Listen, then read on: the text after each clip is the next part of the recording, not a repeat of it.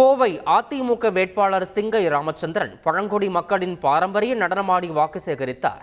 கோவனூரில் பிரச்சாரத்தை தொடங்கிய அவர் பாலமலை, பெரும்பதி, மாங்குழி, பசுமணி உள்ளிட்ட பழங்குடி கிராமங்களில் மக்களை சந்தித்து வாக்கு சேகரித்தார். அப்போது பழங்குடி மக்கள் பாரம்பரிய நடனமாடி வேட்பாளரை வரவேற்ற நிலையில் சிங்கை ராமச்சந்திரனும் மக்களுடன் இணைந்து நடனமாடி மகிழ்ந்தார்.